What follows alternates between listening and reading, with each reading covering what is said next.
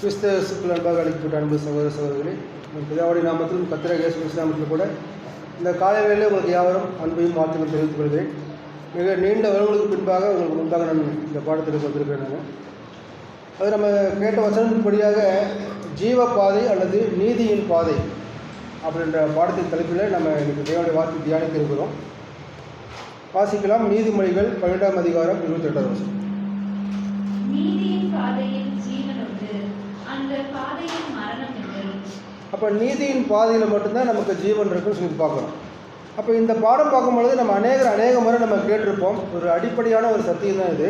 ஆனால் இருந்தாலும் நாம் அடிக்கடி நம் நினைவு கூற வேண்டிய ஒரு பாடமாக இருக்கிறதாக நான் சமீப காலங்களில் உணர்ந்தேன். அதனால தான் இந்த தலைப்பின் கீழே இந்த பாடத்திற்கு தேவன் பெரிய கிருபை செய்திருக்கிறார். அப்போ நீதியின் பாதை அப்படின்னா என்னங்க? நீதியின் பாதை என்றால் என்ன? அப்போ அதுக்கு முன்பாக என்னென்னா நீதி இருக்குது. அது குறிப்பாக பார்க்கும்பொழுது நீதி பற்றி யார் அதிகமாக பேசுவாங்கன்னா கிறிஸ்துவர்கள், அடுத்து பார்க்கும்போது இஸ்லாமியர்கள் பேசுவாங்க. ஆனால் உலகத்தின் படியான நீதியை பற்றி நம்ம ஃபஸ்ட்டு தெரிஞ்சுக்கிட்டு அப்புறமா நம்ம ஆவிக்குரிய நீதி காலத்தை பற்றி பார்க்கணும். இப்போ உலகத்தின் நீதின்னு பார்க்கும்பொழுது ஒரு சமூகம், ஒரு அரசியல், இது ரெண்டும் இணைந்து அடிப்படையாக கொண்ட ஒரு அத்தியாவசியமான ஒரு மதிப்புமிக்க செயலாக இன்றைக்கி இருக்குதுன்னு சொல்லி பார்க்குறோம். அப்போ இந்த செயல் என்னென்னு பார்க்கும்பொழுது ஒரு மனிதனுக்கு, தனிப்பட்ட மனிதனுக்கு ஒரு மரியாதை, அதாவது அவனுக்கு வந்து இந்த நாட்டோடைய பிரஜை அப்படின்ற ஒரு மரியாதை அவனுக்கு இருக்கணும். அதே சமயத்தில் சமத்துவம், அதாவது ஏழை பணக்காரன்றது வித்தியாசம், எந்த ஒரு பாகுபாடும் இல்லாத சமத்துவம் அவங்களுக்கு இருக்கணும். அடுத்து பார்க்கும்பொழுது அவனுக்கு சுதந்திரம், பேசுகிற சுதந்திரம், அவங்க தொழில் செஞ்சானா தொழில் செய்யறதுக்கு ஒரு சுதந்திரம், எந்த கருத்து சொல்கிறதுக்கும் ஒரு சுதந்திரம் இருக்கணும் அவங்களுக்கு. அடுத்து உலகத்தின்படி நீதின்னு பார்க்கும்பொழுது ஒரு நற்பண்பாக இன்றைக்கி உலகத்தில் அது மதிக்கப்படுதுன்னு சொல்லி பார்க்கணும். அப்போ ஒவ்வொரு மனுஷனும் ஒரு ஒத்திசைவான வழியில் அல்லது தங்களுடைய சொந்த நலனுக்கும் இந்த சமுதாயத்துக்கும் நன்மை கிடைக்கும்படி ஒவ்வொருத்தரும் நடந்துக்கணும். இப்படி நடக்காத பட்சத்தில் என்ன ஆகணும், இந்த உலகத்தில் இது அநீதின்னு சொல்லப்படுதுன்னு சொல்லி பார்க்கணும். அப்போ நமக்கும் பார்க்கும்பொழுது நீதி அப்படின்னு பார்க்கும்பொழுது தேவன் கொடுத்த ஒரு நீதி. ஆனால் உலகத்தில் நீதியில் பல வகைகள் இருக்குது, நிறைய இருக்குது. நம்ம ஒரு 5 மட்டும் நம்ம பார்க்கலாம். குறிப்பாக ஒரு முதலாவது வந்து பார்க்கும்பொழுது சமூக நீதி.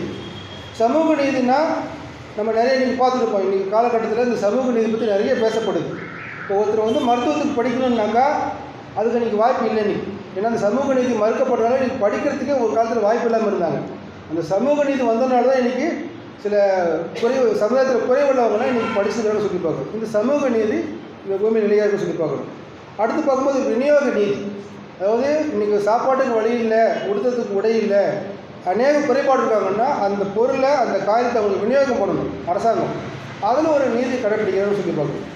அடுத்து பார்க்கும்பொழுது மறுசீரமைப்பு நீதி, ஒரு புயலோ இல்லை ஒரு வெள்ளத்திலேயோ அநேக இயற்கை சீற்றத்தில் அவங்க சொத்து இழந்துட்டாங்க, ஒரு வீடு இழந்துட்டாங்க, ஒரு உயிரிழப்பு போயிடுச்சுன்னா அதை அமைக்கிறதுக்கு ஒரு நீதி காட்டப்படுது, அது ஒரு நீதியாக சொல்லப்படுதுன்னு சொல்லி பார்க்குறோம். அடுத்து பார்க்கும்பொழுது நடைமுறை நீதி, இதுதான் இன்றைக்கி கோர்ட்டில் இருக்கக்கூடிய நடைமுறை நீதி. எப்படின்னா ஒரு சட்டத்தின் பிரகாரம் ஒருத்தர் நடக்காத சமயத்தில் அது வழக்காடி அது ஒரு நடைமுறையில் அவனுக்கு நீதி செய்யுது. அடுத்து பார்க்கும்போது பழி வாங்குகிற நீதி, இதுவும் சட்டத்துக்கு உட்பட்டு தான் இருக்குது. எப்படின்னா ஒரு சட்டத்தின் பிரகாரம் ஒரு மனிதன் ஒரு தவறு செய்கிறான்னா அவனுக்கு தண்டனை கொடுக்கறது பழிவாங்கிற நீதி ஒன்று இருக்குது. ரெண்டாவது, ஒரு நாட்டு மேலே இன்னொரு நாடு போர் செய்கிறாங்க, அது வந்து போரில் வந்து பலத்தை சேதம் அடையும் பொழுது பதிலுக்கு செய்கிறது ஒரு நீதி. அப்படி கவர்மெண்ட் செய்யாம மட்டும் நான் மக்களை கூட கொந்தளித்து அதை கேட்பாங்க. அப்போ உலகத்துடைய நீதி வந்து பார்க்கும்போது காரியங்கள் வந்து இப்படியா இருக்குன்னு சொல்லி பார்க்கணும். அப்போ நம்முடைய நீதி அப்படின்னு பார்க்கும் பொழுது அப்போ நீதியின் பாதையை இன்றைக்கி கொண்டவர்களும் யாரா அப்படின்னு பார்க்கும்பொழுது நீதியின் பாதையில் நம்ம எதையெல்லாம் நாம் இழக்க நேரிடும். ஒரு புதுசியாக இருக்கிறவங்க ஒரு நீதியின் பாதை நடக்கிறாங்க. அப்போ இழக்கும்போது நம்ம நடந்துட்டு இருக்கும்போது அநேக காரியங்கள் நமக்கு இழக்க நேரிடலாம். ஒரு வேளை நேரத்தை இழக்கலாம், பொருளாதாரத்தை இழக்கலாம், நம்ம உடல் உழைப்பு இழக்கலாம், எவ்வளோ காரியங்கள் இழக்கிறதுக்கு இருக்குது. அப்போ முடிவில் நம்ம பெறக்கூடிய பரிசு வெகுமதி என்னவாக இருக்குன்னு சொல்லி பார்க்கும் பொழுது அழியாமை நித்திய ஜீவன் இருக்குது.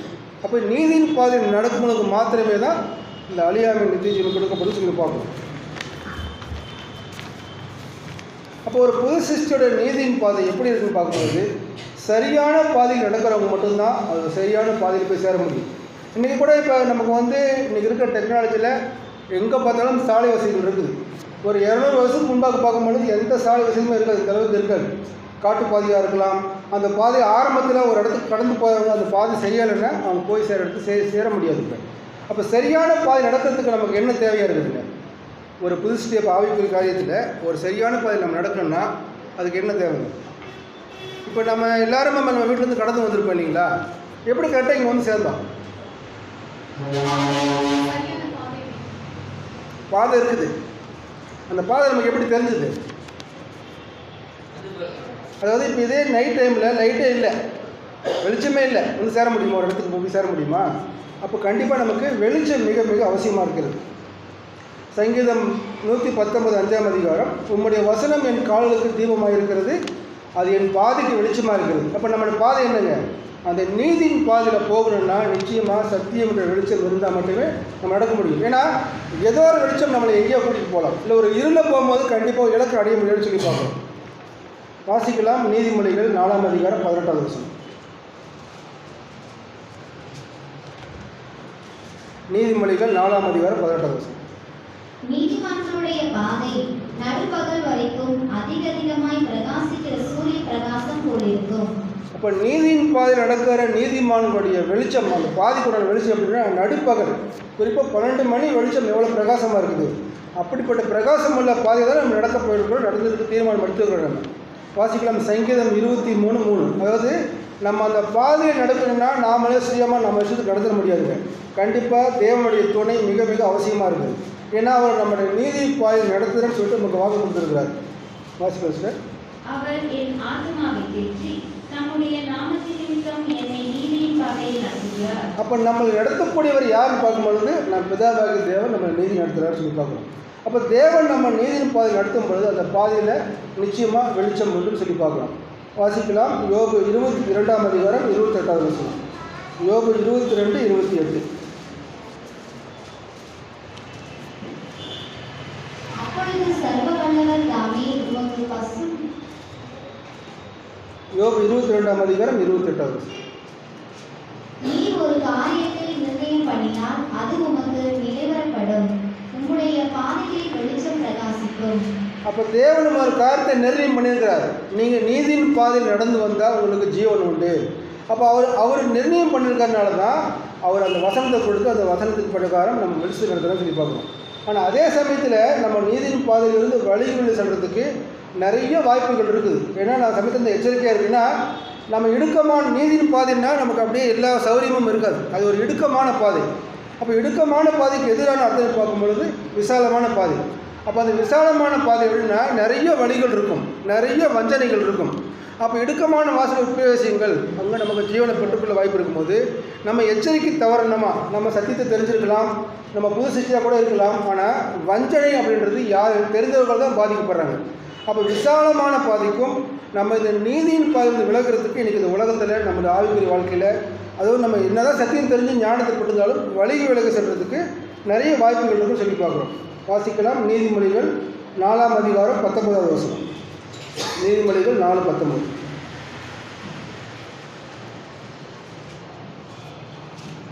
துன்மார்க்கருடைய பாதையோ பாதநிலை போல் இருக்கும். அப்போ அது நம்ம வழிவழிக்கு செல்கிற பாதை நமக்கு நல்லா இருந்தாலும் கூட, ஆனால் அது இருளான ஒரு பாதை. இப்போ இருளான பாதையில் வெளிச்சம் இல்லாதனால, சத்தியம் இல்லாதனால, தேவனோட வழிநடத்தல் இல்லாதனால, தேவனோட நடத்தல் இல்லாதனால என்ன ஆகுன்னா நமக்கு நிச்சயமாக நஷ்டத்தை தான் வகிக்கும்னு சொல்லி பார்க்கணும். அப்போ நீதியின் பாதை நடக்கிறோன்னா ஒரு தெய்வீக நீதியை, தேவனுடைய நீதியை கண்டிப்பாக அறிந்திருக்கிறது அவசியமாக இருக்குது. தேவனுடைய நீதியும் அவருடைய வழியும் நம்ம அறிந்திருக்காத பட்சத்தில் கண்டிப்பாக நம்முடைய பாதையில் சரியான பிரகாரம் பயணிக்க முடியாது. அப்போ தெய்வீக நீதி என்னன்னு சொல்லி பார்க்கும்பொழுது தேவனால் சில விதிமுறைகள், ஒரு கோட்பாடுகள் கொடுக்கப்பட்டிருக்குது. அப்போ நம்ம நீதியின் பாதை நடக்கிறோன்னா நம்ம இஷ்டத்துக்கு நம்ம பிரகாரம் எடுத்து பார்க்க முடியாது. அதுக்குன்னு ஒரு வரைமுறையை தேவன் நிர்ணயிச்சு வச்சுக்கணும்னு சொல்லி பார்க்கணும். அப்போ நீதியை பற்றி இன்றைக்கி பைபிள் வேதம் என்ன போகுதுன்னு சொல்லி நம்ம பார்க்கும்பொழுது ஒரு பரலோக வாழ்க்கைக்கு தேவனால் அனுமதிக்கப்படுகிற ஒரு ஒழுக்கமான, ஒரு ஒழுங்கான, ஒரு பரிபூரணத்துக்கு தேவையான நிலை தான் இந்த நீதி அல்லது நீதிமானோட நிலைமை. அப்போ நம்மளால் இன்றைக்கி நம்ம செய்கிற முயற்சினால் அப்போ நீதி சரியாக கடைப்பிடிக்க முடியுமா? இன்றைக்கி நம்மகிட்ட பாவமே இல்லைன்னு யாராவது நம்மளால் சொல்ல முடியுமா?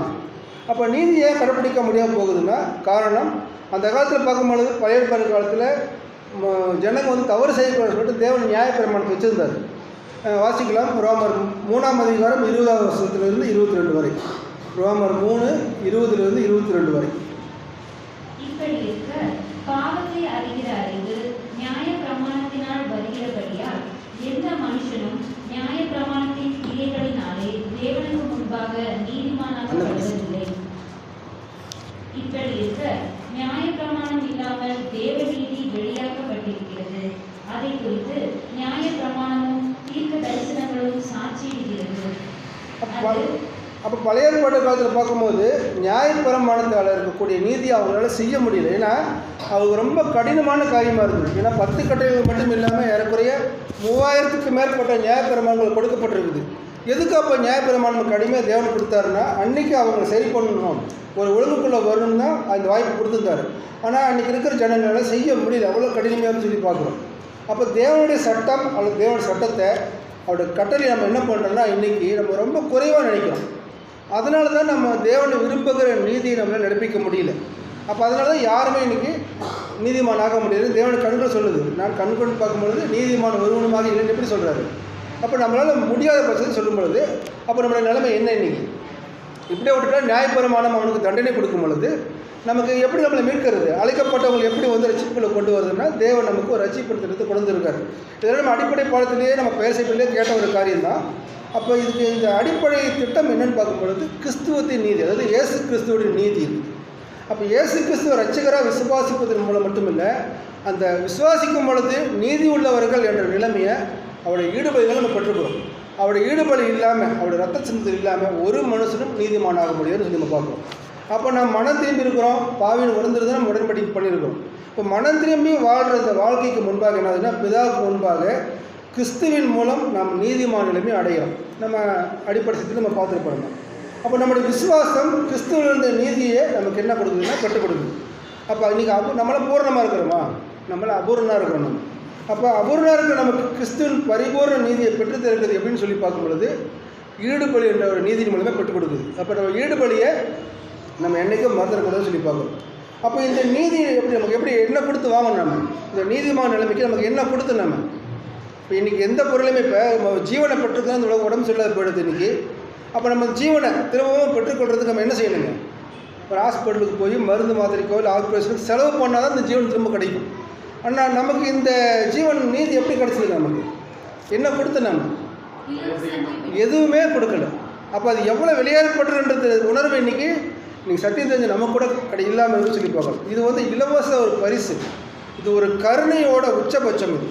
அப்போ இயேசு கிறிஸ்துவின் விசுவாசத்தின் மூலமாக கிடைக்கக்கூடிய இந்த ரட்சிப்பை நம்ம இன்றைக்கி எந்த அளவுக்கு நம்ம நினைவுகளை வச்சுருக்கிறோம். நம்ம ஏன்னா வாசிக்கலாம் மத்தேயு 5ஆம் அதிகாரத்தில் 6வது வசனம். ஏன்னா அந்த நீதி இந்த ஈடுபலி மூலமாக கிடைச்ச அந்த நீதியை நம்ம எப்படியே வந்து இருக்கணும்னு சொல்லி பாருங்கள், வாசிக்கலாம். நீதியின் மேல் பசிதாகம் உள்ளவர்கள் பாக்கியவான்கள், அவர்கள் திருப்தி அடைவார்கள். அப்போ இன்றைக்கி புதுஷ்டியாக இருந்து நீதியின் பதில் நடக்கிற நாம, இயேசு கிறிஸ்துவோடைய ஈடுபலியில் நீதிமானாக்கப்பட்டிருக்கிற நாம நீதியின் மேலே பசித்தாகமாக இருக்கணும். பசித்தாகமாக இருக்கும்போது அவங்க பாக்கியவான்கள். அந்த பாக்கியவான் சொல்கிற எல்லா வசனம் என்னென்னா பூலோகத்துக்குரிய பாக்கியம் இல்லை, இது பரலோகத்துக்குரிய பாக்கியம். நம்ம பூமியில் இன்றைக்கி எல்லாமே நம்ம திருப்தி அடைஞ்சிடணுமா? ஏதாவது ஒரு குறைகளோடு தான் வாழ்ந்துட்டு இருக்கோம். இல்லை 1 லட்ச ரூபா 2 லட்ச ரூபா சம்பளம் வாங்கினாலும் சரி, 10 லட்சம் சம்பளம் வாங்கினாலும் சரி, அவங்கள்ட்ட போய் விசாரிச்சிங்கன்னா ஏதாவது ஒரு குறை சொல்லிட்டு இருப்பாங்க. ஆனால் திருப்தி அடைவார்கள் எங்கன்னா பரலோகத்தில் எல்லாமே ஃபுல்ஃபில் ஆகும். அப்போ நம்ம இந்த பூமியில் அந்த நீதிக்கு எவ்வளோ முக்கியத்துவம் கொடுக்க வேண்டியதாக இருக்குன்னு சொல்லி நம்ம பார்ப்போம். அப்போ அது மட்டும் இல்லாமல் வேறு எந்த மார்க்கத்திலையுமே உலகத்தில் நம்ம மதம்னு சொல்ல வேண்டாம், உலகத்தில் இருக்கக்கூடிய எந்த கிறிஸ்துவத்தை தவிர எந்த மார்க்கத்திலேயே கருணை காட்டுறதுக்கு அங்கே இடமே இல்லை. கர்மா அப்படின்னு சொல்லுவாங்க, பாவம்னு சொல்லுவாங்க, செய்வனைன்னு சொல்லுவாங்க. செய்வனைன்னா செஞ்ச தவறு, அதுக்காக கிடைக்கக்கூடிய கஷ்டங்கள், இந்த பிரச்சனைகள்லாம் அவங்க என்ன பண்ணுறாங்கன்னா, அந்த மார்க்கம் என்ன சொல்லுதுன்னா, உனக்கு இந்த மனுஷ ஜென்மத்தில் நீ செத்துட்டீங்கன்னா உன்னோட கர்ம வினைக்காக, உன்னோட பாவத்துக்காக நீ அடுத்து வேறு பிரிவாக பிறகுவ, ஒன்று மனுஷனாவோ இல்லை விலங்குகளாவோ பிறகுன்னு சொல்லிட்டு தான் இன்றைக்கி மார்க்கத்தில் இருக்குது. அது மட்டும் இல்லாமல் ஒரு தண்டனை இருக்குது, குறிப்பாக நரக ஆக்கின்னு சொல்லிட்டு எவ்வளவோ தண்டனைகள்லாம் கொடுக்க சொல்லி பார்க்கணும். ஆனால் இதுக்கு அவங்க என்ன செய்யறாங்கன்னு பார்க்கும்பொழுது அவர்களுக்கு உண்டான பரிகாரத்தை அவர்களாக செஞ்சுக்கணும். ஆனால் நமக்கு என்ன பரிகாரம் இருக்குதுங்க? நம்ம கர்த்தராகிய இயேசு கிறிஸ்து நம்முடைய பாவத்துக்கு அவர் இது ரத்தத்துக்கு மட்டும் சிந்தலை, ஜீவனை கொடுத்துருக்காரு. சாதாரணமாக இல்லை, நம்ம படித்த அந்த 3 வருஷத்தோட அவர் வாழ்க்கையில் எப்படிப்பட்ட ஜீவனை கொடுத்துருக்காரு நம்ம சொல்லி பார்க்குறோம். ஆனால் இன்றைக்கி இந்த உலக ஜனங்க அவங்களுக்கு பரிகாரம் போகும்போது பூஜை செய்கிறது, ஆன்மீக பயணம் போகிறது, அது கடவுள் வந்து எங்கே இருக்காருன்னு கண்டுபிடிக்க முடியாமல் ஒவ்வொரு இடத்துக்கும் போயிட்டுருக்காங்க. அடுத்து பலி செலுத்துகிறாங்க, மிருகங்களை பலி கொடுக்குறாங்க. செலவு செஞ்சால் தான் அந்த பரிகாரம் அவங்களுக்கு கிடைக்குது. சரி, அந்த பரிகாரம் செஞ்சு அவங்க அதோட நிறுத்திடுறாங்களா? அடுத்த மாதம் திரும்பவும் அதே தான், அடுத்த வருஷம் அதே தான் சொல்லிட்டு அவங்க வாழ்க்கை தொடர்ந்துட்டு சொல்லி பார்க்கணும். அப்படி கிறிஸ்துவோட நீதியானது என்ன பண்ணுதுன்னா நம்முடைய கணக்குகள் எல்லாம் மதிப்பளிக்கப்படுது. குறிப்பாக நம்ம நீதிமான நிலைமையிலிருந்து நம்ம அந்த சத்தியத்துக்காக இழந்து நேரத்தை எல்லாத்தையும் இழந்து அவருடைய அந்த நீதியின் பாதையில் நம்ம முன்னேற்றம் அடைகிறோம் பார்த்தீங்களா, ஆவிக்குரிய ஜீவிதத்தில் அது ஒவ்வொருடைய கணக்குக்கும் மதிப்பளிக்கப்படுது. அப்போ பிதாவுக்கு முன்பாக அது என்ன பண்ணுதுன்னா நம்மளை பரிசுத்தமாக்கப்படுன்னு சொல்லி பார்க்குறோம். வாசிக்கலாம். ரோமர் 3ஆம் அதிகாரம் 21-26 வரை. ரோமர் 3ஆம் அதிகாரம் 21-26 வரை. இப்படி இருக்க நியாயப்பிரமாணம் இல்லாமல் தேவநீதி வெளியாக்கப்பட்டிருக்கிறது. அதை குறித்து நியாயப்பிரமாணமும் தீர்க்க தரிசனங்களும் சாட்சியிடுகிறது. அது இயேசு கிறிஸ்துவை பற்றும் விசுவாசத்தினால் பழிக்கும் தேவநீதியே. விசுவாசிக்கிற எவர்களுக்குள்ளும் அவர்கள் மேலும் அது பழிக்கும், வித்தியாசமே இல்லை. அப்போ கிறிஸ்துவோட ஈடுபாடு யாருக்குங்க? நீங்கள் புது சிருஷ்டிக்கு மாத்திரமா? அவர் பாருங்கள், பிதாவுடைய தெய்வீக திட்டத்தில் எல்லாருக்குமே அநேகருக்காக அவர் மரித்தார்னா உலகத்தில் ஆயிரம் போட்ட எல்லா மனிதர்களுக்குமே அவர் கிறிஸ்து ஈடுபடியே நம்ம கொடுத்துருக்கோம் சொல்லி பார்க்குறோம். சரி, இப்படி இருக்கும் பொழுது யார் நீதிமான்? இன்றைக்கி நம்ம யாரை நீதிமான்னு சொல்லலாம்? இன்றைக்கி உலகத்தில் பார்க்கும்பொழுது நீதிமான இடத்துல என்பது தேவனுக்கு முன்பாக மிக சரியாக இருக்கிற நிலைமை குறிக்குது. குறிப்பாக right standing of before God. அப்போ தேவனுக்கு முன்பாக சரியாக இருக்கிற நிலை தான் நீதிமான்னு சொல்லி பார்க்குறோம். அப்போ நம்ம இன்றைக்கி என்ன பண்ணணும்னா, நீதிமானம் ஒவ்வொரு நாளும் நம்ம பாவங்களை அறிக்கிட்டு அந்த மன்னிப்பு நிச்சயத்தை பெறும்பொழுது தான் இயேசுவின் ரத்தத்தினால நம் பாவம் யாவும் கழுவப்பட்டதாக பாவமற்றவராக தேவனுக்கு முன்பாக நம்ம நிலைநிற்க முடியும். இந்த எண்ணம் இல்லாமல், இந்த செயல் இல்லாமல் கண்டிப்பாக நம்ம பரிசுத்தமாக முடியும்னு சொல்லி பார்க்கணும். இதை குறித்து கூட வாசிக்கலாம். யோவான் 1ஆம் அதிகாரம் 1ஆம் அதிகாரம் 7-9 வரை. 1 யோவான் 1ஆம் அதிகாரம் 7-9.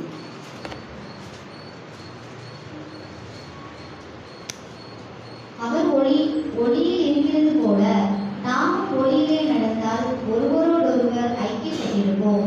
அவருடைய குமாரனாகிய இயேசு கிறிஸ்துவின் ரத்தம் சகல பாவங்களையும் நீக்கி நம்மை சுத்திகரிக்கும். நமக்கு பாவம் இல்லை என்போமானால் நம்மை நாமே வஞ்சிக்கிறவர்களாய் இருப்போம். சத்தியம் நமக்குள் இராது. நம்முடைய பாவங்களை நாம் அறிக்கையிட்டால் பாவங்களை நமக்கு மன்னித்து எல்லா அநியாயத்தையும் நீக்கி நம்மை சுத்திகரிப்பதற்கு அவர் உண்மையும் நீதியும் உள்ளவராய் இருக்கிறார். பாருங்கள், நம்மளுடைய பாவத்துக்காக தான் கிறிஸ்து இயேசு மரிச்சிருக்கிறாரு. ஆனால் இருந்தாலும் பாவத்தை நம்ம ஒவ்வொரு நாளும் அனுதினமும் நம்ம அறிக்கை செய்து மன்னிப்பு கேட்கும் பொழுது மன்னிச்சுக்கிட்டே இருக்கிறார். அப்போ கிறிஸ்துவோட ரத்தத்தினால அப்போ நம்ம எந்த அளவுக்கு அந்த மன்னிப்போட நிச்சயத்தை நம்ம பெற்றுக்கணும். அப்போ இன்றைக்கி நம்ம கிறிஸ்து இயேசோட ஈடுபலியை அந்த ஈடுபலி மூலமாக பெற்றுக்கூட அந்த நீதிமான நிலைமையை விசுவாசிக்கிற நம்மளுடைய வாழ்க்கை எப்படி இருக்குன்னா கண்டிப்பாக பாவத்தில் இருக்கக்கூடாது. அப்போ பாவமே இல்லாமல் கண்டிப்பாக நம்ம மறிக்க முடியும்னா நம்மக்கிட்ட ஏதாவது ஒரு பாவம் மரணம் வரலும் கண்டிப்பாக தொடரும். அப்போ அந்த பாவத்தை விட்டு எந்த அளவுக்கு வழிக்கு வரும். இந்த பாவத்தை விட்டு நம்ம ஜென்ம சுவாபம்னு ஒன்று இருக்குது. அந்த ஆவிக்குரிய சாபத்துக்குள்ளே மாறத்துக்கு நம்முடைய பாவங்களை விட்டு விலகிட்டே இருக்குன்னு சொல்லி பார்க்குறோம். வாசிக்கலாம். ரோமர் 6ஆம் அதிகாரம் 2வது வசனம்.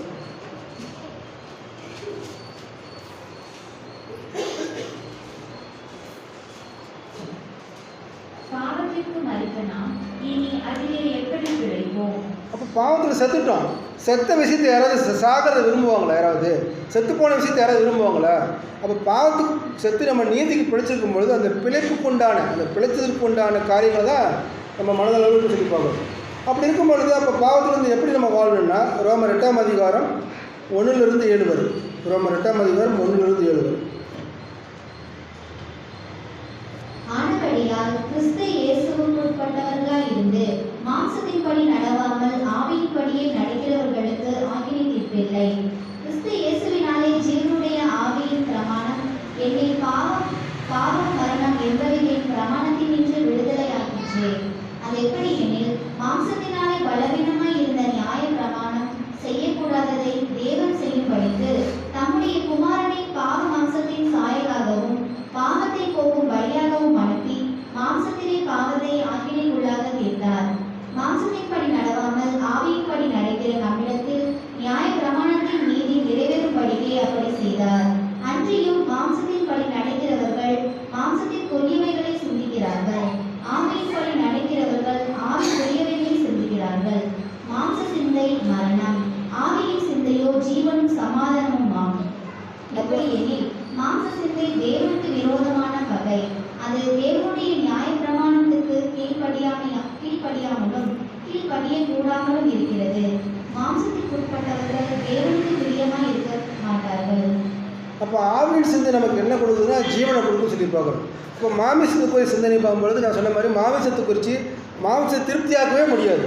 ஏன்னா அது நம்ம மாமிசத்தோட சுகபோகம் ஆயிடுச்சுன்னா திரும்ப கேட்டுக்கிட்டே இருக்கும். அதோடைய பலன் என்ன சொல்லி பார்க்கும்பொழுது நமக்கு மரணத்தை கொண்டு கொடுக்க சொல்லி பார்க்கணும். இப்போ ஆவியின் சிந்தை இருந்தால் தான் நம்ம ஆவியின் படி அடக்க முடியும். அதான் சொல்கிறார், கிறிஸ்தியேசன் சிந்தனையே எனக்குள்ளே இருக்குன்னு பவுல் சொல்கிறார். அப்போ அதனால தான் பவுலால் சொல்ல முடிஞ்சது, நான் கிறிஸ்துவை பின்பற்றுறது போல நீங்கள் என்னை பின்பற்றுறதுன்னு சொல்ல முடியும்னு சொல்லி பார்க்கணும். வாசிக்கலாம் ரோமர் 8ஆம் அதிகாரம் 13 to 14 வரை. மாம்சத்தின்படி பிழைத்தால் சாவீர்கள், ஆவியினாலே சரீரத்தின் செயல்களை அழித்தால் பிழைப்பீர்கள். மேலும் எவர்கள் தேவனுடைய ஆவியினாலே நடத்தப்படுகிறார்களோ அவர்கள் தேவனுடைய புத்திரராய் இருக்கிறார்கள். அப்போ நாம் தேவனுக்கு புத்திரராக இருக்கணும்னா தேவனுக்கு நம்ம இலகுவாக விட்டு கொடுக்கணும். அப்போ அவர் ஆவியில் நம்ம நடத்துறதுக்கு உண்டான காரியங்கள் நம்ம இலகுவாக விட்டு கொடுக்கும் பொழுது தான் நம்ம மாமிச சிந்தனையை மேற்கொண்டு நம்ம ஆவிக்குரிய சிந்தனையில் நம்ம ஜீவிக்க முடியும்னு சொல்லி பார்க்கணும். அப்போ ஆவியின்படி நம்ம நடக்க வேண்டும் போகும்போது நம்ம தேட வேண்டியது, நம்ம விரும்ப வேண்டியது ஒன்று இருக்குது. என்ன வசனம் அது? நம்ம தேட வேண்டியது என்ன? ஒரு புதுசிட்டு ஒவ்வொரு தேடுதலும் இருக்க வேண்டிய காரியம் என்ன? அது ஒரு பிரச்சிதமான ஒரு வசனம். மத்தேயு 6ஆம் அதிகாரம் 33வது வசனம்.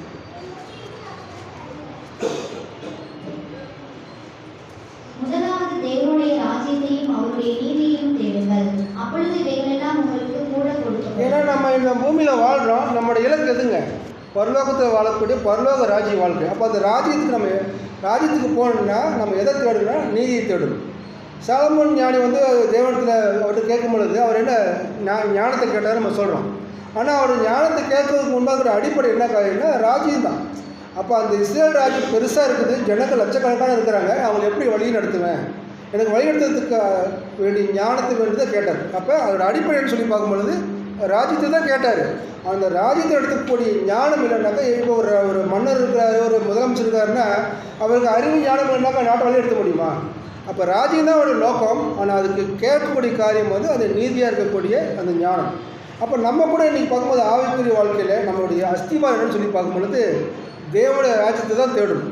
அப்போ நீதிமானாக இருக்கிற நிலைமையிலிருந்து தேட வேண்டும். அதாவது நம்ம ஒரு மாமிசத்திலிருந்து தேவனுடைய ராஜ்யத்தை தேடினா கண்டிப்பாக நீதியின்படி நம்ம நடக்க முடியாது. அப்போ ஒரு நீதிமானாக இருந்து அந்த நீதி நம்ம தேட வேண்டியதான் மறுபடியும் சொல்லி பார்க்கணும். வாசிக்கலாம் சங்கீதம் 92:12. சங்கீதம் 92:12. நீதிமான் பனையைப் போல செழித்து, லீபனோனிலுள்ள கேதுருவைப் போல வளருவான். பாருங்கள், நீதிமானுக்கு தேவனால் கொடுக்கப்பட்ட எப்படி ஒரு அற்புதமான வாக்குத்தத்தம். அதாவது லீபனோன், அதாவது எவ்வளவோ கேதுரு மரங்கள் இருக்குது. லீபனோனில் இருக்கிற கேதுரு, குறிப்பாக ஓப்பீரின் தங்கம்னு சொல்லிட்டு வசனம் சொன்னோம். எவ்வளோ தங்கங்கள் உலகத்தில் கிடைச்சாலும் இந்த ஓப்பீரின் தங்கம் விலை மதிக்காதது, ரொம்ப பரிசுத்தமானு சொல்லுவாங்க. அப்போ லீபனோனில் இருக்கக்கூடிய கேதுரு மலம் போல ஒரு வாக்குத்தத்தம் கொடுக்கப்பட்டு சொல்லி பார்க்குறோம். ரோமர் 1ஆம் அதிகாரம் 17வது வசனம்.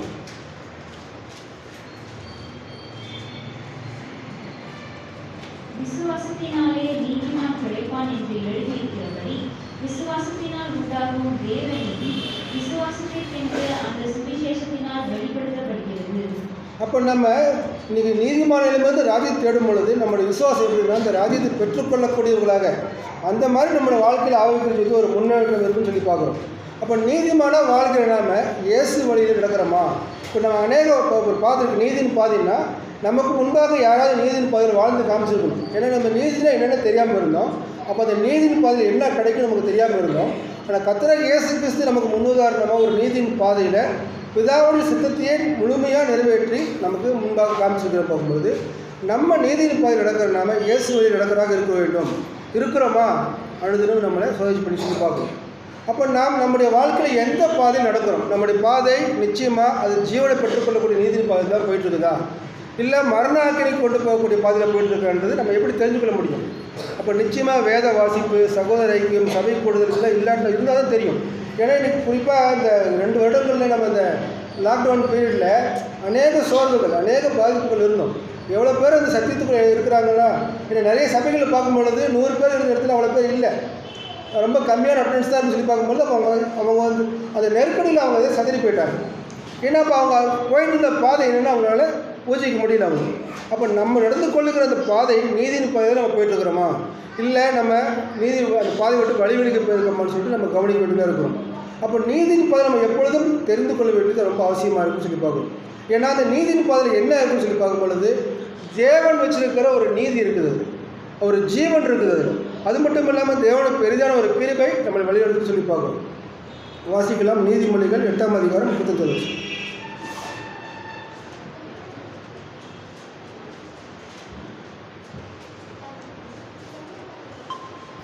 8ஆம் அதிகாரம் 35 வருஷம். என்னை கண்டறிகிறவன் ஜீவனை கண்டறிகிறான், கர்த்தரிடத்தில் தயவையும் பெறுவான். அப்போ தேவனை கண்டறியணும்னா நம்ம என்ன பண்ணணும்னா, இப்போ நம்ம தேவனை சார்ந்து அவரை நோக்கி பார்த்தோம்னா வேதத்தின் மூலியமாக நம்ம அவரை பார்க்க முடியும். நம்ம அவரை நேரடியாக பார்க்க முடியாது இல்லைங்களா? அப்போ தேவ நீதி தேடுவதே நம்மளோட வாழ்க்கை பிரதான நோக்கமாக இருக்கும். அப்போ நம்ம இன்றைக்கி நம்ம இருக்கிறோம், கண்டிப்பாக நம்ம வாழ்கிறதுக்கு பொருளாதார தேவை, வேலைவாய்ப்பு தேவை. இதுக்கு மத்தியில் இது எல்லாத்துக்கும் மத்தியில் குடும்பம் எவ்வளவோ பிரச்சனைகள் மத்தியில் நம்ம தேட வேண்டிய முக்கியமான காரியம் கண்டிப்பாக நம்ம இந்த நீதியின் பாதிக்கக்கூடியதாக இருக்குன்னு சொல்லி பார்க்கணும். அப்போ நீதிமான்கள் தேவனத்தில் நீதியை பெற்றுக்கொள்கிற மாதிரி நம்ம என்ன பண்ணணும்னா, அப்போ தேவனத்தில் நீதியை பெற்றுக்கிறோம், இயேசு கிறிஸ்துவோட ஈடுபலி மூலமாக நீதிமானாக்கப்பட்டிருக்கிறோம். அப்போ இருக்கும்போது நம்மளோட கிரியையெல்லாம் எப்படி இருக்கணுங்க? இப்போ நம்ம பரிபூர்ணமான நீதிமான் ஆகிட்டோமா? நம்மலாம் இன்றைக்கி இருக்கிற எல்லாருமே நான் பரிபூர்ணமான நீதிமான் சொல்ல முடியுமா? ஆனால் நம்ம அப்படி நம்ம சொல்ல முடியாத நிலைமையில் இருக்கிறோம். ஆனால் நம்ம என்ன பண்ணுறோம்னா, மற்ற மனிதர்களாகட்டும் இல்லை மற்ற சகோதரர்கள் பேசுகிற காரியங்களை நிறைய குற்றப்படுத்துகிறோம் இல்லைங்களா? அப்படின்னா நாம் முதற்கொண்டு எல்லாருமே குற்றப்படுத்தி பேசுகிறோம், மற்றவங்க பற்றி தவறாக பேசுகிறோம் நிறையா. அப்போ இது எப்படி இருக்குது தேவனுடைய பார்வையில்? கண்டிப்பாக இது ஒரு அநீதியான காரியமாக இருக்குது. ஏன்னா யாருமே நம்ம பரிசுத்தவான்கள் கிடையாது, முழுமையான நீதிமான் ஆகலை. ஏன்னா இப்போ நம்ம யாரும் நியாயத்தில் இருக்கக்கூடிய காரியத்துக்குள்ளே நம்ம தேவன் நியமிக்கலை. அப்போ அந்த மாதிரி இப்போ ஒரு நம்ம நீதிமானாக இருந்து தேவனுக்கு இந்த நீதியை பெற்றுக்கொள்கிற நம்ம இந்த காரியத்தில் நம்ம எவ்வளோ கவனமாக இருக்கணும்னா, ஏன்னா நம்மளை குறித்தான காரியங்கள் நிதானித்து பார்த்தீங்கன்னாவே, நான் இன்றைக்கி பைபிள் படித்து கூட மாட்டேன். அதாவது தேவனுக்கு பிரியமான எவ்வளோ காரியத்தை செஞ்சுருக்கலாம். இதை குறித்து என்னை ஒழுங்குபடுத்திக்கிறதுக்கே நமக்கு இந்த நாள் 24 மணி நேரம் பத்தாது பொழுது. அப்போ நான் என்ன பண்ணுறேன்னா, நம்மளோட காரியத்தில் மற்றவங்களுடைய காரியத்து மேலே அதிகமாக கவனம் வைக்கணும். ஏன்னா நமக்கு யாருக்கு நியாயாதிபதி? ஏன்னா இயேசு கிறிஸ்துவே நமக்கு நியாயாதிபதி இருக்கிறதுனால நமக்கு சொந்தமாகவோ நம்ம சுயத்தின்படியே யாரையும் நியாயம் தீர்க்கக்கூடாதுன்னு சொல்லிட்டு நமக்கு வசனம் சொல்லி பார்க்கணும். வாசிக்கலாம் ஏசாயா 64:6. ஏன்னா நம்முடைய நீதியெல்லாம் தேவனுடைய பார்வையில் அழுக்கான கந்தையை போல் உள்ளது. அப்போ நம்ம பரிசுத்தமே ஒன்றும் ஆகலை. நாங்கள் அனைவரும் தீண்டனவர்கள் போல இருக்கிறோம், எங்களுடைய நீதிகள் எல்லாம் அழுக்கான கந்தை போல இருக்கிறது. நாங்கள் அனைவரும் இலைகளை போல் உதிர்கிறோம், எங்கள் அக்கிரமங்கள் காற்றை போல எங்களை அடித்துக் கொண்டு போகிறது. அப்போ பாருங்கள், நம்ம உதிர்ந்து போகிற இடம் மாதிரி நம்ம இருக்கோம். அப்படி இருக்கும் பொழுது நம்மளை குறித்து நம்மளை நிதானிக்கும் பொழுது தான் நம்மளை ஒழுங்குபடுத்திக் கொள்ள முடியும். அப்போ நம்ம சத்தியத்திலையும் அந்த நீதினு பார்த்தீங்கன்னா தேவனுக்கு பிரியமாக நம்ம ஸ்ட்ராங்காக நின்னாதான் மற்ற பலவீனமான சகோதரர்கள் என்ன பண்ணணும்னா, குற்றப்படுத்தாமல் என்ன பண்ணணும்னா, அவங்கள தேற்றக்கூடிய ஒரே காரியம் ஜீவனோட வார்த்தையில் தான் இருக்குது. உன் வாயிலிருந்து ஜீவ ஊற்று புறப்படணுன்னா, ஒரு தவறு செய்கிறாருன்னா சில சகோதரர் நமக்கு உரிமையாக போய் பேசலாம், அதை திட்டி கூட பேசலாம், இன்னும் கோச்சிக்க மாட்டாங்க. ஆனால் எல்லா சகோதரரும் எடுத்துக்கொள்ள முடியாது. சில கொஞ்சம் நாசுக்காக தான் பேசுவோம். அப்போ என்னென்னா, நம்மளுடைய வேத வசனங்களை வச்சு இந்த வசன பிரகாரம் நீங்கள் இந்த காரியத்தை கொஞ்சம் நிதானிச்சு பாருங்கன்னு சொல்கிறதுக்கு ஒரு ஏதுவாக சொல்லி பார்க்கணும். 1 கொரிந்தியர் 4ஆம் அதிகாரம் 4வது வசனம் 5வது வசனத்தில் முதல் பகுதி மட்டும். 1 கொரிந்தியர் 4ஆம் அதிகாரம் 4வது வசனம் 5வது வசனத்தில் முதல் பகுதி. என்னிடத்தில் நான் யாதொரு குற்றத்தையும் அறியேன், ஆகிலும் அதனாலே நான் நீதிமான் ஆகிறதில்லை. பாருங்க, அவர் பவுல் சொல்றாரு, அவரிடத்துல எந்த குற்றமும் இல்லைன்றாரு, ஆனால் நான் நீதிமான் இல்லை. அடுத்த என்னை நியாயம் விசாரிக்கிறவர் கர்த்தரே. ஆனதால் கர்த்தர் வருமளவும் நீங்கள் காலத்துக்கு முன்னே யாதொன்றை குறித்தும் தீர்ப்பு சொல்லாதீர்கள். அப்போ நம்முடைய நியாயாதிபதி கர்த்தர் இயேசு கிறிஸ்து இருக்கிறதுனால காலத்துக்கு முன்பாக, ஏன்னா நம்ம பரலோக வாய்ப்புக்கு போய் கிறிஸ்துவோட ஆளுகை செய்யும் பொழுது தான் அந்த உலகத்தை நியாயம் தீர்க்க போகிறோம். அது வந்து காலத்துக்கு முன்பாக. ஏன் இந்த 3வது வசனம் பார்த்தீங்கன்னா, நம்மளே நம்ம நியாயம் தீர்க்கக்கூடாதுன்னு சொல்லும் பொழுது, அப்போ மற்றவங்க விஷயத்தில் நம்ம நியாய தீர்ப்பு பண்ணும் பொழுதோ இல்லை குற்றப்படுத்தும் பொழுதோ ரொம்ப கவனமாக இருக்குன்னு சொல்லி பார்க்கணும். அப்போ வாசிக்கலாம் மத்தேயு 12ஆம் அதிகாரம் 36வது வசனம்.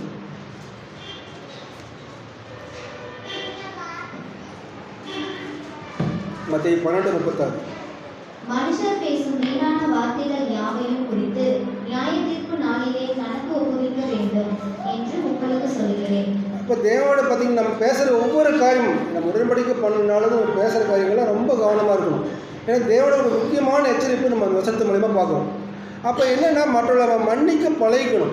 ஏன்னா நம்ம வந்து இந்த மன்னிக்கிற விஷயத்தில் நம்ம இன்னும் யாருமே அந்த அளவுக்கு வளரணுன்னு தான் என்னோடய அனுபவத்தில் சொல்லுவேன். காரணம், நமக்கு ஒரு பிடிச்ச சகோதரன் ஒரு தவறு பண்ணும் பொழுது உரிமையாக மன்னிக்கலாம், மன்னிக்காமல் கூட போகலாம். ஆனால் எல்லாருக்கும் அந்த மன்னிப்பு நம்ம கொடுக்குறதுக்கு வாய்ப்பு இல்லை. ஏன்னா நிறையா முரண்பாடு இருக்குது இல்லைங்களா? ஏன்னா 12 விதமான கேரக்டர்கள் நம்ம மத்தியில் இருக்கிறாங்க.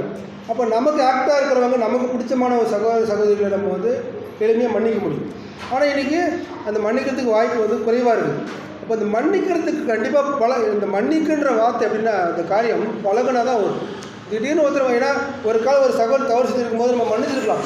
ஆனால் இருதயத்திலிருந்து மன்னிப்பு நடந்திருக்குமானா வாய்ப்பு இல்லை. ஏன்னா மீண்டும் அந்த சகோதரர் என்ன பண்ணுறோம், மன்னிச்சதுக்கப்புறம் பேச மாட்டேங்கிறோம், அவர் அவாய்ட் பண்ணுறோம். ஏன்னா அந்த மன்னிப்பு இருதயபூர்வமாக முழுசாக நடக்கலை. அப்போ மன்னிக்க வேண்டிய காரியங்களை நம்ம முழுசாக நம்ம பழகிக்கொள்ள வேண்டியதாக சொல்லி பார்க்குறோம். இப்போ மற்றவருடைய தப்பை அவங்கள தவறுக்காக ஏன்னா தவறு செய்யாமல் பாவம் செய்யாமல் குற்றம் செய்யாமல் யாருமே நமக்கு முன்னாடி இருக்க முடியாது, உங்கள் முன்னாடி நான் இருக்க முடியாது. அப்போ அதுக்காக நம்ம அவங்க ஒதுக்கி வைக்கிறதோ வெறுக்கிறதோ கண்டிப்பாக கூட, ஏன்னா அது நம்மளுடைய காரியமே இல்லை. அப்போ இந்த விஷயத்தில் நம்ம என்னன்னா மற்றவர்களுக்காக ஜெபம் பண்ணணும். ஒரு காலம் ஒரு சகோதரன் எதிர்க்காருன்னா நான் உரிமையாக போய் என்ன போயிட்டு இருக்கிறீங்க அப்படின்னு ஒரு உரிமையாக பேசி சண்டை போடுத்திட்டு அவரை ட்ரூத்துக்குள்ளே கொண்டு வர முடியும். இன்னொரு சகோதரன்ட்ட வசனங்கள் மூலயமா செய்ய முடியும்.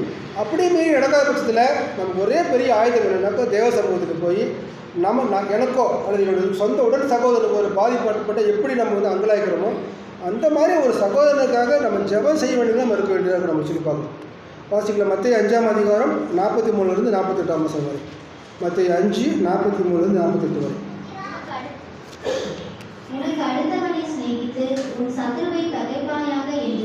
ஒரு நிமிஷம் பாருங்க, உலகம் என்ன சொல்லுதுன்னா உனக்கு அடுத்தவனை பகைன்னு சொல்கிறது. அது உனக்கு அடுத்தவனை நமக்கு பிடிக்காத சகோதரர்கள் நீ பகைச்சிரு, உனக்கு ஸ்நேகிதனாக நீ ஏற்றுக்கோ. இதுதான் உலகத்தில் நடக்கக்கூடிய காரியம். வாசிங்க ஃபர்ஸ்ட்லேருந்து வாசிங்க, 5:43 வாசிங்க. உனக்கு அடுத்தவனை சிநேகித்து உன் சத்துருவை பகைப்பாயாக என்று சொல்லப்பட்டதை கேள்விப்பட்டிருப்பீர்கள். நான் உங்களுக்கு சொல்லுகிறேன், உன் சத்துருக்களை சிநேகியுங்கள், உங்களை சபிக்கிறவர்களை ஆசீர்வதியுங்கள், உங்களை பகைக்கிறவர்களுக்கு நன்மை செய்யுங்கள், உங்களை நிந்திக்கிறவர்களுக்காகவும் உங்களை துன்பப்படுத்துகிறவர்களுக்காகவும் ஜெபம் பண்ணுங்கள். இப்படி செய்வதனால் நீங்கள் பரலோகத்தில் இருக்கிற உங்கள் பிதாவுக்கு புத்திரனாய் இருப்பீர்கள். அவர் தீயோர் மேலும் நல்லோர் மேலும் தமது சூரியனை உதிக்க பண்ணி நீதி உள்ளவர்கள் மேலும் அநீதி உள்ளவர்கள் மேலும் மழையை பெய்ய பண்ணுகிறார். அப்போ பிதாவோட குணலட்சணம் எப்படி காட்டுற பாருங்க. அவர் நீதிமானுக்கு மட்டும்தான் மழையை கொடுக்குறாரா? நீதிமானுக்காக மட்டும்தான் சூரியனை கொடுக்குறாரா? நீதிமானுக்கு தான் விலைகள் அதாவது பயிர்கள் முளைக்குதா? எல்லாருக்காகவும். ஏன்னா யாருக்குமே அந்த காரியங்கள் அவங்களுக்கு தெரியாத பட்சத்தில் அவங்க அநீதிமானாக இருக்கிறாங்க, நம்ம நீதிமானாக இருக்கிறோம். அப்போ நம்முடைய காரியம் எப்படி இருக்குன்னா, நம்ம வந்து அதாவது நண்பனுக்கு நண்பன் சிநேகிக்கிறது என்ன பலன் இல்லை. அப்போ நம்ம சத்துருக்கள் சிநேகிச்சு அவங்களுக்காக ஜெபம் பண்ணுறோமா? யாராவது நம்ம எதிரிக்காக ஜெபம் பண்ணுவோமா? நம்ம வேண்டாதவர்களுக்காக யாரும் ஜெபம் பண்ணி இறக்கம் காட்டுவோமா? அது கண்டிப்பாக நடக்கிறதுக்கு வாய்ப்பே இல்லை மாமிச ரீதியாக. ஆனால் இதுதான் ஒரு கிறிஸ்தவ குணலட்சணம், ரொம்ப ஒரு கடினமான காரியம் அந்த குணலட்சத்துக்கு நம்ம போகிறதுக்கு. அப்போ நம்ம யாரும் ஒருவருக்காக ஒருவர் ஜெபிக்கும்படி தான் நம்ம அழைக்கப்பட்டிருக்கிறோம். அதாவது சுயநலமாக நமக்காக ஜெபமே இல்லாமல் மற்றவங்களுக்கு குறைகளையும் குற்றங்களையும் சொல்கிறதுக்கோ இல்லை அவங்களுக்கு குறைகளை சுட்டி காட்டுறதுக்கு அல்ல. ஒரு கால் அப்படி சுட்டி காட்டுற பட்சத்தில் நம்ம சொன்ன மாதிரி ரொம்ப ஞானமாக தேவனுடைய உதவி, குறிப்பாக பரலோகத்துடைய ஞானத்தை பெற்றுக்கிட்டு அந்த வசனத்தின் மூலிமா செய்யும் பொழுது கண்டிப்பாக அவங்க குற்றங்கள் இருந்து அந்த பாவத்தில் இருந்து மனம் திரும்புறதுக்கு வாய்ப்பு இருக்குது. அப்போ அழைக்கப்பட்ட அழைப்புக்கு நம்ம பாத்திரமான எடுத்துக்கொள்ள வேண்டியது ரொம்ப ஒரு முக்கியமாக இருக்குது. நம்ம அப்போ தேவனுடைய நீதிக்கு நமக்கு எப்படி இருக்குதுன்னா, நமக்கு ஒரு கவசமாக இருந்து நம்ம பாதுகாக்கிறதுனால நம்ம ஒவ்வொரு காரியத்திலையுமே நம்ம என்னென்ன இந்த நீதி நிலைநாட்டுறதுல ரொம்ப கவனமாக இருக்குன்னு சொல்லி பார்க்கணும். வாசிக்கலாம். நீதிமொழிகள் 11ஆவது வசனம் 19வது 11ஆவது அதிகாரம் 19வது வசனம்.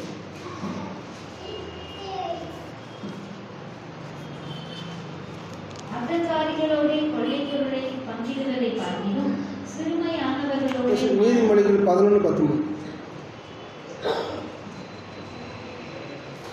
நீதி ஜீவனுக்கு ஏதுவாய் இருக்கிறது போல் தீமையை பின்தொடர்கிறவன் மரணத்திற்கு ஏதுவாகிறான். அப்போ நம்ம நீதியை தான் பின்பற்றி போன ஒழிய தீமையை பின்பற்றி போகும்போது நமக்கு அது மரணத்தை வருவிக்குன்னு சொல்லி பார்க்குறோம். அப்போ தேவனுடைய நீதியில் நிறைய காரியங்கள் இருந்தாலும் முக்கியமான ஒரு 3 அம்சங்கள் இருக்குது. அது என்னென்னு பார்க்கும்பொழுது முதலாவது வந்து உண்மை. இப்போ தேவனுடைய நீதியை தரித்து கொள்ளும் பொழுது நம்ம உண்மை உள்ளவர்களாக இருப்போம். இன்றைக்கி வந்து பார்க்கும்பொழுது ஒரு ராஜா இருக்காருன்னா அவர் ராஜாவுடைய உடையை தரித்துக்கிட்டு ஒரு கோமாளி மாதிரி ஒரு காமெடி மாதிரி எடுத்துக்கிட்டாருன்னா எப்படி இருக்கும்? ஒரு முரண்பாடாக இருக்குங்களா? இல்லை ஒரு காமெடினா இல்லை ஒரு கோமாளி வேஷம் போட்டுக்கிட்டு ராஜா மாதிரி இருந்துட்டா எப்படி இருக்கும்? அப்போ என்ன உடை தரித்திருக்கிறாரோ அதன் பிரகாரம் அவருடைய காரியங்கள் பிரதிபலிக்கிறவா இருக்கணும். அப்போ தேவனுடைய நீதி நம்மளாம் தரித்திருக்கிறோம். அப்போ நம்ம எப்படின்னா உண்மையுள்ளதாக இருக்க வேண்டியதாக இருக்கிற அவசியமாக சொல்லி பார்க்கணும். அப்போ நம்முடைய எல்லா காரியங்கள்லையும் உண்மை இருக்குதா அப்படின்றத நம்ம நிதானிச்சு பார்க்கணும். குறிப்பாக அதிகாலையில் எழுந்திரிச்சு அவருடைய ஜெபம் பண்ணுறது, வேதம் வாசிக்கிறது, கூடுகைக்கு தவறாமல் வர்றது, இந்த மாதிரி காரியங்களில் நிச்சயமாக நம்ம உண்மை உள்ளவர்கள் கண்டிப்பாக செய்வாங்கன்னு சொல்லிட்டு நமக்கு இந்த வசனங்கள் சொல்லி பார்க்கணும். அப்போ அனைத்து காரியங்களிலுமே இந்த நீதியின் பாதை நடக்கிறவங்க, தேவனுடைய உண்மையை தரித்து கொள்கிறவங்க ரொம்ப கவனமாக இருக்குன்னு சொல்லி பார்க்கணும். இப்போ அனுதினமும் தேவனுடைய வசனத்தை குறிப்பாக நம்ம இன்றைக்கி நிறைய பேர் நேரம் வந்துச்சு வேலைக்கு போவாங்க. வேலைக்கு போய் சாயங்காலம் வரவர்களுமே அந்த வேலையை கவனம் வைக்க வேண்டியதாக இருக்கும். அப்போ இன்றைக்கி காலையில் ஒரு அதிகாலத்தில் ஒரு 10 வசனம் வாசிக்கிறதுனா ஏதாவது ஒரு வசனம் நம்மளை கண்டிப்பாக டச் பண்ணியிருக்கோம், ரொம்ப பிடிச்ச மாதிரி இருக்கும். நம்ம வேலை செய்யும் போதுலையோ ட்ராவல் பண்ணும்போது அந்த வசனங்களை அதிகமாக தியானிக்கும் பொழுது நிச்சயமாக வேறு காரியங்கள் நமக்கு மைண்டுக்குள்ளே வராது. அந்த வசனங்கள் மூலிமா கண்டிப்பாக என்ன ஆவிக்குரிய ஜீவித்துக்கு, அந்த ஆவிக்குரிய சிந்தனைக்கு ஒரு ஜீவன் கிடச்சிட்டுன்னு சொல்லி பார்க்கணும். அப்போ அனுதினமும் தியானம் செய்யக்கூடிய, ஏன்னா இரவும் பகலும் தியானிக்கிற மனுஷன் பாக்கியவான்னா எப்படி உட்காந்து எல்லா நேரமும் நம்மளால் பைபிள் படிச்சுக்க முடியாது. அப்போ நம்ம வேலை செய்யும் போது மகட்டும் எந்த காரியமாக இருந்தாலும் சரி, அப்போ வேத வசனத்தை நம்ம அவரோட நீதி தெரிஞ்சுட்டு இருக்கும்போது நம்ம இப்படி செஞ்சுட்டு இருக்கும்போது என்ன ஆகுன்னா அநீதியாக பேசக்கூடிய காரியங்கள் நமக்குள்ள வாய்ப்புகள் ரொம்ப குறைவாக இருக்குன்னு சொல்லி பார்க்கணும். நீதியும் வாசிக்கலாம். நீதிமொழிகள் 12ஆம் அதிகாரம் 22வது வசனம். நீதிமொழிகள் 12:22. பொய் குற்றங்கள் கர்த்தருக்கு அருவருப்பானவைகள், உண்மையாய் நடக்கிறவர்களோ அவருக்கு பிரியம். அப்போ தேவனுடைய நீதியை தடுத்துக் கொண்டிருக்கிற நம்ம எல்லா விஷயத்திலுமே நாம் உண்மையுள்ளவர்களாக காணப்பட வேண்டும் சொல்லி பார்க்கணும். அடுத்து 2வது காரியம் பார்க்கும்பொழுது தயவு. அப்போ தேவனுடைய நீதியை தடுத்துக் கொள்ளுகிற போது நமக்குள்ளார தயவு என்ற நற்குணங்கள் அதிகமாக வளர வேண்டியவர்களாக இருக்கிறன்னு சொல்லி பார்க்கணும். எப்படின்னாக்கா மற்றவர்களோட கஷ்டங்கள் எப்படின்னா மனப்பூர்வமாக புரிஞ்சுக்கிட்டு மனப்பூர்வமாக உதவி செய்யணும்.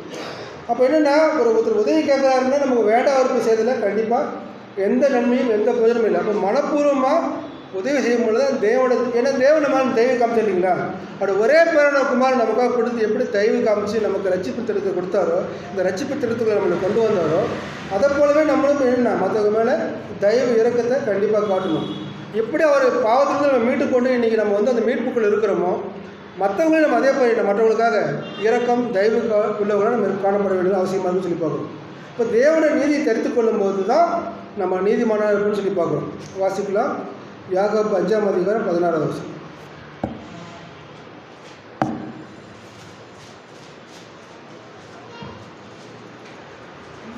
5:16. நீங்கள் சொஸ்தமடையும்படிக்கு உங்கள் குற்றங்களை ஒருவருக்கொருவர் அறிக்கையிட்டு ஒருவருக்காக ஒருவர் ஜெபம் பண்ணுங்கள். நீதிமான் செய்யும் ஊக்கமான வேண்டுதல் மிகவும் பலனுள்ளதாக இருக்கிறது. கண்டிப்பாக நீதிமான் செய்கிற ஜெபம் கண்டிப்பாக மற்றவங்களுக்கு பிரயோஜனமாக இருக்கும். ஆனால் ஒருவருக்கொருவர் இன்றைக்கி அறிக்கையிட்டு நம்ம தவறை சொல்லிக்க முடியுமா? இன்றைக்கி அந்தளவுக்கு எல்லோரும் மெச்சூரிட்டியாக இருக்கிறோமா? இப்போ நான் ஒரு தவறு செய்கிறேன், ஒரு புதர்கிட்ட போய் இந்த மாதிரிலாம் பண்ணிட்டேன், இந்த மாதிரி பாவம் பண்ணிட்டேன், எனக்காக ஜெபம் பண்ணுங்கன்னு சொன்னால் அந்த சகோதரர் அதை அப்படியே ரிசீவ் பண்ணி தான் மனசுக்குள்ளே மட்டும் வச்சுக்கிட்டு தேவன்கிட்ட அறிக்கை பண்ணி செய்கிற அளவுக்கு நம்ம இன்றைக்கி மெச்சூரிட்டியாக இருக்கிறோமா? ஒருவேளை நான் சொந்த சகோதரருக்கு எனக்கு ஏதோ ஒரு மனஸ்தாபம் ஆகிடுச்சு, இப்போ அந்த காரியம் வெளியே போகுமோ போகாது? கண்டிப்பாக போகும். ஏன்னா நானாக இருந்தால் கூட இந்த மாமிச பிரவர்த்தி செய்யறதுக்கு வாய்ப்பு இருக்குது. அதனால் இந்த காரியம் நமக்குள்ளார மிகுந்த ஒரு மெச்சூரிட்டி, அதாவது மிகுந்த ஒரு வளர்ச்சியோட நிலையில் இருக்கும்போது தான் நம்மளால் ஒரு தவறு செஞ்சுட்டோம், ஒரு பாவம் செஞ்சுட்டோம், முடியல, அதனால் என்ன ஆவிக்குள் சுற்றிட்டு வழிவிலக்கு போகிறது எல்லாம் தெரியுது, சபை குடிக்கு வரமாட்டேங்கிற நம்ம ஏதோ டிஸ்டர்ப் ஆகுதுன்னா நமக்கு ஒரு சகோதரர் ஞாபகத்துக்கு வருவார். அவர்கிட்ட போய் சொல்லலாம், நான் இந்த மாதிரி செஞ்சுட்ருக்கிறேன், எனக்காக ஏதாவது உதவி பண்ணுங்கள், ஜெபம் பண்ணுங்கன்னா அந்த சகோதரர் அந்தளவுக்கு ஒரு மெச்சூரிட்டி உள்ள சகோதரன், ஒரு ஆவிக்கு சகோதரன் நிச்சயமாக அவர் மனசு விட்டு அது வெளியில் போகாது. அப்போ என்னென்னா ஒருவேளை நம்ம ஒவ்வொருத்தரும் அந்த மாதிரி ஒரு மெச்சூரிட்டியில் வளர்ந்த சகோதரர் இருக்கிறதுக்கு முயற்சிக்கணும். ஏன்னா ஒரு சகோதரன் அவருடைய பலவீனத்தை சொல்லும் பொழுது அது நம்மளே செஞ்சு எப்படி ஒரு பாதிப்புக்குள்ளே போடுவோமோ அது மாதிரி நினச்சிக்கிட்டு அந்த பாதிப்போடு தேவனுக்கு ஜெபம் பண்ணி அவருக்கு ஆறுதல் சொல்லி அவரோட இது நம்ம என்னென்னா அவர் இருக்கிறதுக்கு கூட்டிகிட்டு வந்து சொல்லி பார்க்கணும். அடுத்து 3வது காரியம் பார்க்கும்பொழுது மனத்தாழ்மை. அப்போ தேவனுடைய நீதி நமக்குள்ளே இருக்கும்போது, தேவனுடைய நீதி நம்ம தரித்திருக்கும் பொழுது நம்ம அதிகமாக நம்ம காணப்படக்கூடிய காரியம் மனத்தாழ்மை. நம்ம யாராக வேணால் இருக்கலாம், எப்படிப்பட்ட ஒரு உயர்ந்த ஸ்தானத்திலேயோ மிகப்பெரிய செல்வந்தராக இருக்கலாம், இல்லை மிகப்பெரிய வேலையில் இருக்கலாம், எப்படி இருந்தாலும் சரி நம்ம மனத்தாழ்மையை காட்டுறது. ஏன்னா இந்த இடத்துல தேவன் நம்ம எந்த அளவுக்கு வசதி வாய்ப்பாக இருக்கிறான்னு சொல்லி நம்ம பார்க்குறது, எந்த அளவுக்கு கீழ்த்தரமாக சொல்லி பார்க்குறது இல்லை, எந்த அளவுக்கு குமாரோட ஸ்தாயிலுக்கு நம்ம கடந்து வரணும் அவங்கள தான் தேவன் கடமை பார்க்கணும். ஒரு பணம் பொறுத்த வரணும் தேவன் ஒரு கடைசியான நிலைமை தான் சொல்லி பார்க்கணும். இப்போ மற்றவங்ககிட்ட பேசுகிற காரியத்தில் நம்ம அந்த ஸ்தானத்துலேருந்து பேசக்கூடாது. ஒரு பெரிய உயர் அதிகாரம் இருக்கலாம், நம்ம சகோதரி பேசும்போது அதே நிலைமையிலேருந்து பேசாமல் எப்படி பேசணும்னா நம்ம கனிவாகவும் இரக்கமாகவும் பேசுவோம். அதாவது நன்மையான காரியங்களை மாத்திரமே நம்ம பேச வேண்டியதாக இருக்கணும். இப்போ நமக்குள்ள மனத்தாழ்மையின் அடையாளம் அப்போ தான் வெளிப்படும் சொல்லி பார்க்கணும். வாசிக்கலாம் மத்தேயு 16ஆம் அதிகாரம் 29வது வசனம். மத்தேயு 11:29.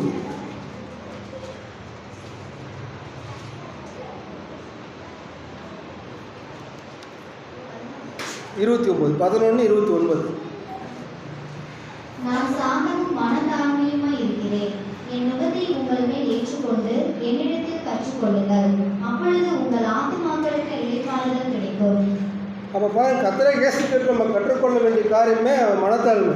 ஏன்னா நினச்சி பாருங்கள், அவர் யாருங்க? பரலோகத்தில் எப்படியா இருந்தவர்? அவர் பிதாவோட செல்லப்பிள்ளையாக இருந்தவர் இன்றைக்கி அடிமையின் ரூபம் எடுத்து பூமியில் வந்து நமக்காக வந்து மனத்தாழ்மை காமிச்சிருக்காருன்னா நம்ம முதலாவது கிறிஸ்துவிட்ட கற்றுக்கொள்ள வேண்டிய காரியம் இந்த மனத்தாழ்மை தான். அடுத்து வாசிக்கலாம் செப்பனியா 2ஆம் அதிகாரம் 3வது வசனம். தேவனுடைய விருப்பம் பாருங்கள் என்னவா நம்ம இடத்துல காணப்படுது. தேவன் நம்ம இடத்துல எதிர்பார்க்குற ஒரு காரியம் என்னன்னு சொல்லி பார்க்கலாம் அந்த வசனத்து மூலியமா. தேசத்தில் உள்ள எல்லா சிறுமையானவர்களே, கர்த்தருடைய நியாயத்தை நடத்துகிறவர்களே, அவரை தேடுங்கள், நீதியை தேடுங்கள், மனத்தாழ்மையை தேடுங்கள். அப்பொழுது ஒருவேளை கர்த்தருடைய கோபத்தின் நாளிலே மறைக்கப்படுவீர்கள். மீகா 6ஆம் அதிகாரம் 8வது வசனம்.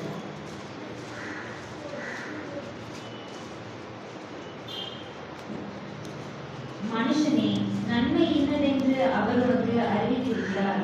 நியாயம் செய்து இரக்கத்தை சிநேகித்து உன் தேவனுக்கு முன்பாக மனத்தாழ்மையாய் நடப்பதே அல்லாமல் வேறு எண்ணத்தை கர்த்தர் உன்னிடத்தில் கேட்கிறார். கர்த்தரோட விருப்பம் என்னமா இருக்குன்னா மனத்தாழ்மையோடு நம்ம எதுவுமே எதிர்பார்க்க. ஏன்னா இந்த மனத்தாழ்மை இல்லாத பட்சத்தில் என்ன பண்ணணும்னா நம்ம வந்து ரொம்ப முரண்பாடு நடக்க ஆரம்பிச்சோம். ஒருவேளை கர்த்தராகிய இயேசு கிறிஸ்து இந்த பூமிக்கு வந்து ஒரு ஊழியம் செய்கிற நாட்களில் நான் யார் தெரியுமா, உங்களுக்காக வந்து நான் என் ஜீவனை கொடுக்கணும்னு அவரை மனத்தாழ்மை இழந்தனா என்ன ஆயிருக்கும்? இந்த மனுக்குலத்துக்கு ரட்சிப்பட்டது கிடைக்காது. ஆனால் இந்த மனத்தாழ்மையை ஒரு கடைசி வரலுமே மெயின்டைன் பண்ணணும்னு சொல்லி பார்க்கணும். அப்போ தேவனுக்கு முன்பாக நாம் எப்படி நீதிமானம் இருக்கணும்னு சொல்லி பார்க்கும்பொழுது இன்றைக்கி உலகத்தில் எப்படி சொல்கிறாங்க, பாவம் செய்யாமல் இருப்போம்னே நீதிமான். அப்படி இருக்கிறோமா? இன்றைக்கி யாராவது நம்ம பாவமே செய்யாமல் இருக்கிறோமா? அப்போ இதுதான் பொதுவான கருத்தை இன்றைக்கி நம்ம இடத்துலையும் மனிதர் இடத்துல நினைவு வந்து சொல்லி பார்க்கணும். ஆனால் நன்மை தீமை கண்டிப்பாக தேவன் நமக்கு அறிவு வச்சிருக்கிறார் சொல்லி பார்க்கணும். இப்போ நன்மை தீமை அறிந்த எந்த மனிதனும் இன்றைக்கி நாமும் கூட நம்முடைய வாழ்க்கையில் நன்மை மட்டுமே செய்து வந்திருக்கிறோமா? நம்ம தீமையே செஞ்சது இல்லையா? நன்மை மட்டும்தான் செஞ்சுருக்கிறோமா? அப்போ இதை நம்ம கவனித்து பார்க்கணும். வாசிக்கலாம் ரோமர் 3ஆம் அதிகாரம் 23வது வசனம். எல்லாரும் பாவம் செய்து தேவ மகிமை அற்றவர்களாகி. அப்போ என்ன, எல்லாருமே பாவம் செஞ்சு தேவ மகிமை விழுந்துருக்கிறாங்க. இன்றைக்கி நம்மளோட ஒவ்வொரு விருப்பமும் என்ன இருக்கும்? அதாவது உலகத்தில் எடுத்துக்குவாங்க, பேர் சபையாகட்டும் எந்த சபையாகட்டும், கர்த்தராகிய இயேசு கிறிஸ்து விசுவாசிக்கிறவங்க எல்லாருமே நான் இயேசுவை போல ஆக விரும்புகிறாங்க இல்லைங்களா? இப்போ இன்றைக்கி யாராவது இருக்கிறவங்க இயேசு மாதிரி நான் ஆக விரும்பலன்னு யாராவது இருக்கீங்களா? ஆனால் இயேசு மாதிரி எல்லாம் ஆகணும்னு நினைக்கிறோம். ஆனால் அவரை போல் அன்பாக இருக்குமாகவும் தயவாக இருக்க கண்டிப்பாக நம்ம மறந்துடும். அந்த காரியத்தை நம்ம மறந்துடும் சொல்லி பார்க்கணும். சார் ரோமர் 3ஆம் அதிகாரம் 10-12 வசனம். ரோமர் 3ஆம் அதிகாரம் 10-12. அந்தபடியே நீதிமான் ஒருவனாகிலும் இல்லை, உணர்வுள்ளவன் இல்லை, தேவனை தேடுகிறவன் இல்லை. எல்லாரும் வழி தப்பி ஏகமாய் கெட்டு போனார்கள். நன்மை செய்கிறவன் இல்லை, ஒருவனாகிலும் இல்லை. அப்போ தேவனுடைய பார்வையில் நன்மை செய்கிற யாரும் இல்லாத போது அப்போ நம்ம நீதிமானம் இருக்கும்போது அந்த காரியத்தில் நம்மளுடைய வாழ்க்கையில் நன்மை செய்கிறது இந்த மாதிரி இப்போ நம்ம மேற்கொண்டு பார்த்த இந்த பாடத்தில் என்னென்ன சொல்லப்பட்டிருக்கோ நம்ம ஆலோசனை அது செய்கிறதுக்கு நமக்கு கால நேரம் போதுமானதாக இருக்குன்னு சொல்லி பார்க்குறோம். அப்போ நீதிமானாவதற்கு நம்ம செய்கிற முயற்சிகள் இன்றைக்கி ஏராளமாக இருக்குது. ஒவ்வொருத்தரும் ஏதோ விதத்தில் குறிப்பாக இன்றைக்கி புதுசாக இருக்கிற நம்ம என்ன பண்ணுறோம்னா தேவனுடைய சட்டங்கள் இப்படி நடக்கிறோம். நம்ம கொடுத்த வேத சட்டங்கள் படியும் ஆலோசனை படியும் நடந்து அது நீதிமானாகிறதுக்கு நம்ம ஒரு பக்கம் முயற்சி பண்ணுறோம். யூதர்கள் எப்படி பண்ணிட்டு இருந்தாங்கன்னா நியாயப்பிரமாணத்தின்படி நீதிமானாகிறதுக்கு முயற்சி பண்ணாங்க, முயற்சி செஞ்சுட்டு இருந்தாங்க. அவங்க இன்றைக்கி பெயர் சபையில் பார்க்கும்போது உபவாசம், காணிக்கை கொடுக்கறது, முழுதல் ஜபம், ஊழியங்கள் செய்கிறது, தான தர்மங்கள் செஞ்சு அவங்க நீதிமானாக முயற்சி பண்ணாங்க. ஆனால் இது எதுவுமே அவங்கள நீதிமான் ஆக்காது. ஏன்னா இந்த மாதிரி செய்வதன் மூலமாக ஒரு மனிதரும் கண்டிப்பாக நீதிமான் ஆக முடியாது சொல்லிட்டு வேதம் சொல்லி பார்க்கணும். வாசிக்கம் ரோமர் 3ஆம் அதிகாரம் 20வது வசனம். இப்படி இருக்க பாவத்தை அறிகிற அறிவு நியாய பிரமாணத்தினால் வருகிறபடியால் எந்த மனுஷனும் நியாய பிரமாணத்தின் கிரியைகளினாலே தேவனுக்கு முன்பாக நீதிமானாக்கப்படுவதில்லை. ஏன்னா நியாய பிரமாணத்தில் ஒரு கட்டளை மீறிட்டா கூட என்ன ஆகுங்க, முழுசு மீறது அர்த்தமாக இருக்கும் பொழுது அப்போ நியாய பிரமாணத்தை அவங்க வந்து செய்கிறதுக்கு ரொம்ப கடினமாக இருந்துச்சு. ஏன்னா இந்த மாதிரி நியாயப்பிரமாணத்தில் யாருமே செய்ய முடியாது. அன்றைக்கெல்லாம் அப்போ உடனுடன் தண்டனை கிடச்சிது அவங்களுக்கு பழைய ஏற்பாட்டு காலத்தில். வாசிக்க கலாத்தியர் 2ஆம் அதிகாரம் 16-17.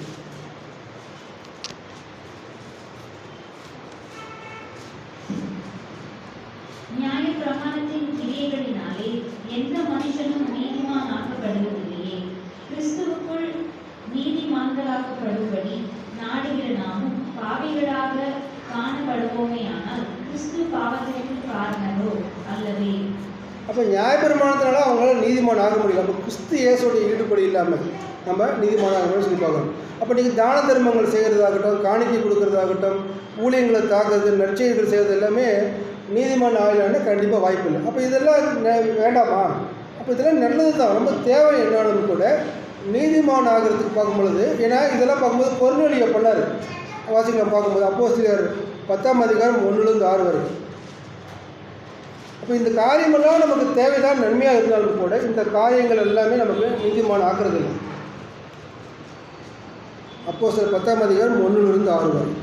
இத்தாலியா பட்டாளம் எனப்பட்ட பட்டாளத்திலே 100க்கு அதிபதியாகிய கொர்நேலியு என்னும் பெயர் கொண்ட ஒரு மனுஷன் செசரியா பட்டணத்திலே இருந்தான். அவன் தேவ பக்தியுள்ளவனும் தன் வீட்டார் அனைவரோடும் தேவனுக்கு பயந்தவனுமாய் இருந்து ஜனங்களுக்கு மிகுந்த தர்மங்களை செய்து எப்பொழுதும் தேவனை நோக்கி ஜெபம் பண்ணி கொண்டிருந்தான். பகலில் ஏறக்குறைய 9 மணி நேரத்திலே தேவனுடைய தூதன் தன்னிடத்தில் வரவும் கொர்நேலியோவே என்று அழைக்கவும் பிரத்யட்சமாய் தரிசனம் கண்டு அவனை உற்று பார்த்து பயந்து, ஆண்டவரே என்ன என்றான். அப்பொழுது அவன், உன் ஜெபங்களும் உன் தர்மங்களும் தேவனுக்கு நினைவூட்டுதலாகி அவர் சந்நிதியிலே வந்தே விட்டாயிற்று. கொர்நேலியு வந்து தேவனுடைய மனுஷனாக எல்லா ஜெபம் பண்ணுறது எல்லாமே அவர் இருக்கும்பொழுது அதெல்லாம் அவர் நீதிமான் ஆகலை. ஆனால் அவர் வந்து அப்போஸ்தலர் மூலியமாக என்ன கிடச்சிதுன்னா, கர்த்தர் இயேசு கிறிஸ்துவோட வீட்டு வழியை வந்து அவர் போதிக்கும் பொழுது அதன் மூலியமாக ஒப்புக்கூடி ஜெபிக்கும் பொழுது எல்லாரும் மூலியம் பரிசுத்தாவி இறங்குது. அப்போ செஞ்ச இந்த காரியத்தினால அவருக்கு அந்த பரிசுத்தாவி கிடைக்கல, கர்த்தராக ஈடுபடியை அவர் விசுவாசத்தோடு கிடைச்சி சொல்லி பார்க்கணும். அப்போ நம்ம நீதிமான் ஆகிறதுக்கு கண்டிப்பாக கர்த்தராக ஈடுபடிகளை விசுவாசம் வைக்கும்போது நம்ம கிடைக்கும் சொல்லி பார்க்கணும். மற்றபடி நம்ம காணிக்கை செலுத்துறதோ, உபவாசம் பண்ணுறதோ, ஜபிக்கிறதுனாலோ நமக்கு அது கிடைக்க போகிறது இல்லை சொல்லி பார்க்கணும். இப்போ ஆராதனைக்கு பங்கு கொள்வதும், உபவாசத்திலும், ஜபம் போன்ற காரியங்கள் ஈடுபடுறது கண்டிப்பாக நம்ம நீதிமானாக்காது சொல்லி பார்க்கணும். வாசிக்கலாம் லூக்கா 18ஆம் அதிகாரம் 10-14 வரை. 2 மனுஷர் ஜெபம் பண்ணும்படி தேவாலயத்துக்கு போனார்கள்.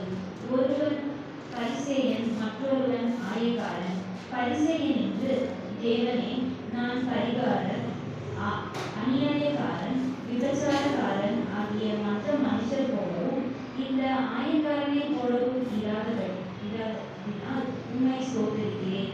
வாரத்தில் 2 தரம் உபவாசிக்கிறேன். என் சம்பாத்தியத்தை எல்லாம் தசமபாகம் செலுத்தி வருகிறேன் என்று தனக்குள்ளே ஜெபம் பண்ணினான். ஆயக்காரன் தூரத்திலே நின்று தன் கண்களை வானத்திற்கு ஏறெடுத்து துணியாமல் தன் மார்பிலே அடித்துக் கொண்டு, தேவனே, பாவியாகிய என்மேல் கிருபையாய் இரும் என்றான். பார்த்தீங்கன்னா கர்த்தராகிய இயேசு கிறிஸ்துவோட சொல்கிற காரியம் பார்க்கும்பொழுது 2 பேர் இருந்தாங்க. அவர் வந்து அவர் செஞ்ச காரியங்கள்லாம் சொல்லி ஜெபம் பண்ணுறாரு. இவர் வானத்துக்கு எடுக்காமல் தன்னை பாவி சொல்லி தேவன் கிருபையாக சொல்லி கேட்கும்பொழுது இவர் நீதிமானாக்கப்படுறாரு. ஆனால் இவர் கிறிஸ்துவோட பலி இல்லை. ஆனால் கடைசி வருஷம் பார்க்கும்பொழுது அவர் மனத்தாள் தன்னை தேவனுக்கு முன்பாக தாழ்த்திட்டதுனால தான் அவங்க அவர் நீதிமானாக சொல்லி பார்க்கணும். அதுக்கப்புறம் என்ன பண்ணியிருப்பாரு, அவர் கிறிஸ்துவோட ஈடுபடி அவர் வந்திருக்கும் பொழுது அவர் நீதிமானாக சொல்லி பார்க்கணும். அப்போ இயேசு மேலே இருக்கிற விசுவாசம் மட்டுமே நம்ம நீதிமானாக்கும் பொழுது, தேவன் மேலே இருக்கிற விசுவாசமே நமக்கு அந்த நீதிமான ஒரு ஈடு கிடைக்கும் பொழுது நம்ம கண்டிப்பாக ரொம்ப கவனமாக வச்சுருப்போம். ஏன்னா மனிதனுடைய நீதி எல்லாமே எப்படின்னா அழுக்கான தந்தை வேதவாசம் சொல்லுது. அப்போ கிறிஸ்துவோடு இல்லாமல் நமக்கு நீதிமானவர்கள் கிடைக்காது. வாசிக்கலாம் ரோமர் 10ஆம் அதிகாரம் 4-6 வரை.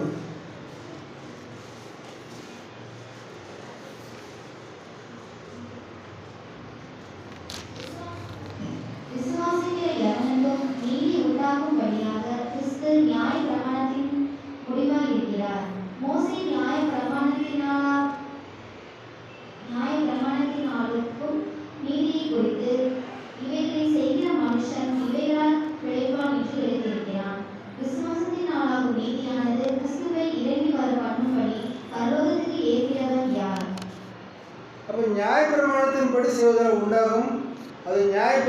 கடும் நீதியாக இருக்கும் சொல்லியிருப்பாங்க. நியாயப்பிரமாணத்தின்படி நடப்பதோடு அநேக தான தர்மங்களை செய்வதும் அது சுயத்தினால் உண்டாக நீதியாக இருக்கும் சொல்லியிருப்பாங்க. இப்போ ரெண்டும் ஒரே மனிதனோட செயலாக இருக்கக்கூடிய நீதியாக இருக்கும் சொல்லியிருப்பாங்க. அப்போ தேவனுடைய நீதி பார்க்கும் பொழுது மத்தேயு 6:33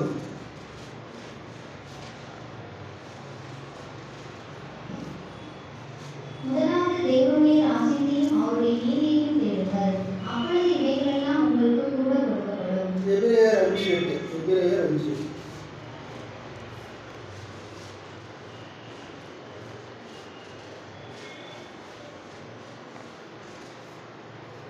அவர் குமாரனாய் இருந்தும் பட்ட பாடுகளினாலே கீழ்ப்படுதலை கற்றுக்கொண்டு.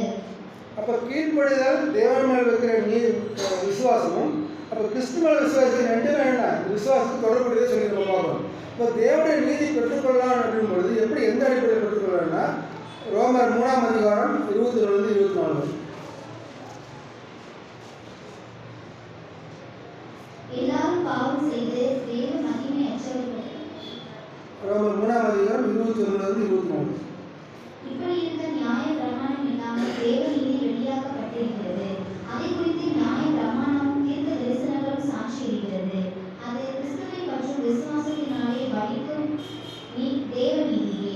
விசுவாசிக்கிற எவர்களுக்குள்ளும் எவர்கள் மேலும் அது படிக்கும் வித்தியாசமே இல்லை. எல்லாரும் பாவம் செய்து தேவ மகிமை அற்றவர்களாகி இலவசமாய் அவருடைய கிருபையினாலே கிறிஸ்து இயேசுவுள்ள மீட்பை கொண்டு நீதிமான்களாக்கப்படுகிறார்கள். அப்போ பார்க்கும்போது ஒருவன் கிரியை செய்யாமலே பாவியை நீதிமானாக இடத்துல வைக்கிற விசுவாசம் அவனுக்கு அது நீதியாக எண்ணப்பட்டு சொல்லிட்டு ரோமரில் நிறைய வசனங்கள் இருக்குது. இப்போ நம்ம அது போக வேண்டும்.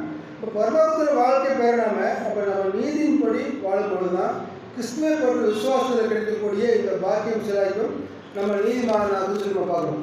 அப்போ நீதியின் பாதை எப்படிப்பட்ட ஒரு பாதைனா நமக்கு ஜீவனை கொடுக்கக்கூடிய ஒரு பாதையாக இருக்கிறதுனால நாம் கிறிஸ்துவின் மூலிமா பெற்றுக்கொள்ளப்பட்ட இந்த ஈடுபடியின் மூலியமான அந்த விசுவாசத்தை நம்ம ரொம்ப கவனத்தில் வைக்க வேண்டியதாக இருக்கிறோம். இப்போ வேதத்தில் கண்டிப்பாக 2 விதமான மரணங்கள் குறிப்பிடப்பட்டிருக்கு. ஒன்று சரீர பிரகாரமான ஒரு மரணம், இது கண்டிப்பாக எல்லோருக்கும் சம்பவிக்கும், இதுலேருந்து யாரும் தப்பிக்க முடியாது சொல்லி பார்க்கணும். அடுத்து ஆவிக்குரிய மரணம், அது இயேசு கிறிஸ்துவ சொந்த ரட்சகராக ஏற்றுக்கொண்டு நம்முடைய பாவங்களை அடிக்கிட்டு அவருடைய ஈடுபடுறதுக்காக கழுவப்பட்டு அதை அடிக்கக்கூடிய ரட்சிப்பு பெறப்போகிற ஒரு காரியம் சொல்லி பார்க்கணும். வாசிக்கலாம் 1 யோவான் 5:12.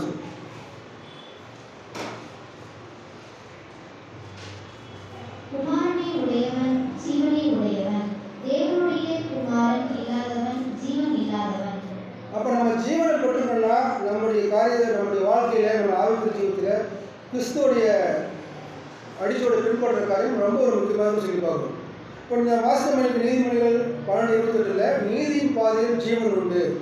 அப்போ நீதியின் பாதை ஜீவன் உண்டுனா அதுக்கு ஆப்போசிட் பார்க்கும்பொழுது நமக்கு வேறு பாதையில் நம்ம மாற்றி நம்ம ஒரு வழி போகும்பொழுது கண்டிப்பாக மரணத்துக்கு கொண்டு போகணும்னு பார்க்குறோம்.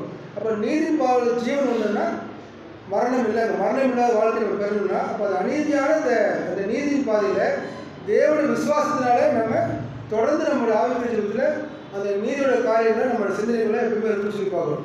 ஏன்னா விசுவாசத்தினால் நீதிமான் பிழைப்பான்னு நம்ம வசனத்தில் வாசிக்கிறோம். அப்போ நம்மளோட விசுவாசம் நாளுக்கு நாள் அதிகரிச்சுட்டே சொல்லி பார்க்குறோம். நம்ம அப்போ நம்ம விசுவாசத்தோடு அந்த ஜீவனுடைய பாதையை நம்ம நடக்கும் பொழுது தான் கிறிஸ்து நம்ம வாக்களிக்கப்பட்ட அந்த நித்திய ஜீவனை கண்டிப்பாக பெற்றுக்கணும்னு நம்ம சொல்லி பார்க்குறோம். வாசிக்கலாம் எபிரேயர் 16:6.